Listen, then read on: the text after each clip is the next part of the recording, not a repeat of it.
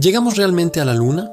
Durante más de medio siglo, la llegada a la Luna ha sido presentada como uno de los mayores logros tecnológicos de la humanidad, un momento que simbolizó progreso, ambición y capacidad científica, un instante que marcó el triunfo de una nación en plena Guerra Fría.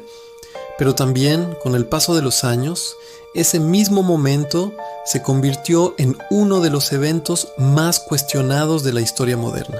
Algunas personas lo consideran un hecho indiscutible, respaldado por pruebas físicas. Otras lo ven como una historia demasiado perfecta, demasiado conveniente, demasiado alineada con el contexto político del momento. Y cuando algo parece demasiado perfecto, comienzan las dudas. Para entender por qué todavía hoy existe debate, hay que regresar a la década de 1960. No era solo una carrera científica, era una batalla ideológica entre dos superpotencias que competían por demostrar superioridad tecnológica y política. La Unión Soviética había lanzado el primer satélite artificial. Había enviado al primer humano al espacio. Estados Unidos estaba siendo superado públicamente. En ese contexto, el presidente John F. Kennedy anunció que llevarían un hombre a la Luna antes de que terminara la década. Era una promesa arriesgada, una apuesta gigantesca, un compromiso nacional. Pero también era una declaración política. El presupuesto destinado al programa espacial fue prácticamente ilimitado. Cientos de miles de personas trabajaron directa o indirectamente en el proyecto. Se desarrollaron nuevas tecnologías en tiempo récord. Y finalmente, en 1969, el mundo observó el lanzamiento del Saturno V, el cohete más poderoso jamás construido hasta ese momento. El viaje duró varios días, las comunicaciones eran limitadas, el riesgo era enorme y entonces ocurrió el alunizaje. Sin embargo, aquí comienza el núcleo de la controversia. Algunas personas se preguntan cómo fue posible que con la tecnología de aquella época se lograra una hazaña tan compleja. Las computadoras de 1969 tenían una capacidad de procesamiento inferior a la de un teléfono actual. Los sistemas de navegación eran primitivos comparados con los actuales. ¿Cómo pudieron calcular trayectorias, aterrizar con precisión y despegar nuevamente sin los recursos digitales modernos? Esa es una de las preguntas más repetidas. Otra duda frecuente tiene que ver con las imágenes transmitidas. La bandera estadounidense parece moverse en algunas grabaciones. En la Luna no hay atmósfera, por lo tanto no hay viento. Las sombras proyectadas en algunas fotografías no son perfectamente paralelas. Para algunos, eso sugiere múltiples fuentes de iluminación. Tampoco aparecen estrellas visibles en el fondo del cielo lunar. Cada uno de estos elementos ha sido utilizado para alimentar teorías de que las imágenes fueron grabadas en un estudio. La teoría más popular afirma que, ante la presión política de ganar la carrera espacial, Estados Unidos habría simulado el alunizaje en un set cinematográfico. Algunos incluso han señalado al director Stanley Kubrick como posible colaborador secreto, debido al realismo de sus producciones. Sin embargo, cuando se analizan estos argumentos con detalle técnico, aparecen explicaciones físicas razonables.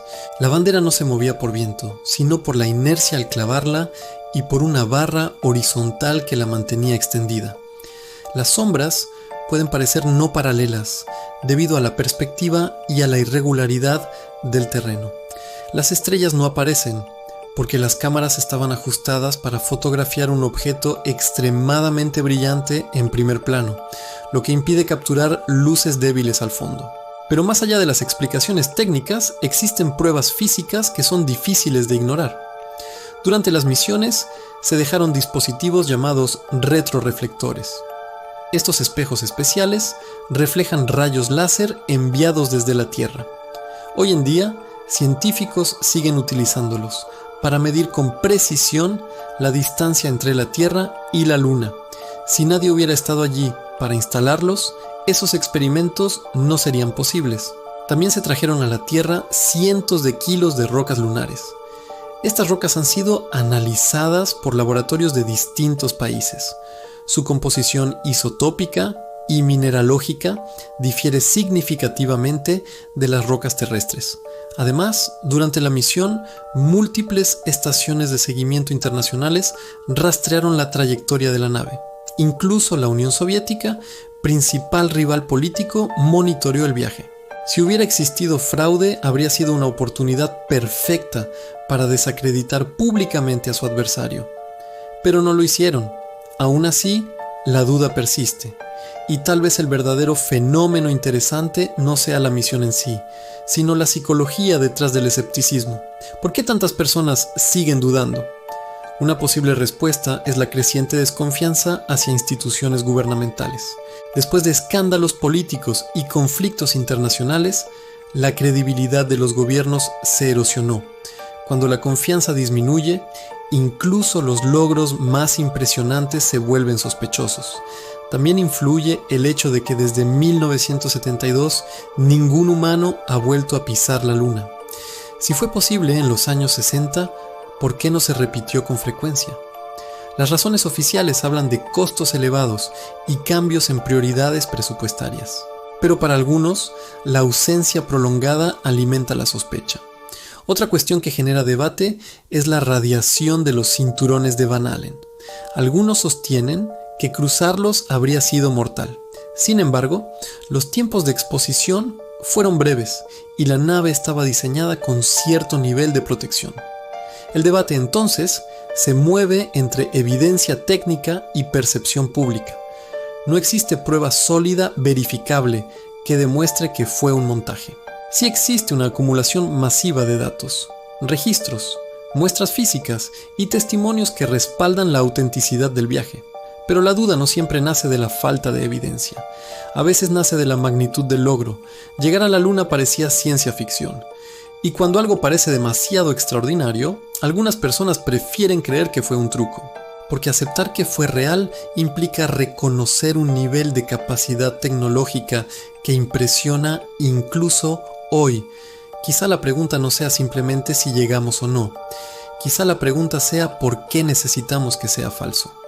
Tal vez porque un engaño global sería más sencillo de entender que una hazaña casi imposible lograda con tecnología analógica. La llegada a la Luna simboliza algo más que un viaje espacial. Simboliza confianza en el progreso humano. Y cuestionarla es, en cierto modo, cuestionar esa confianza.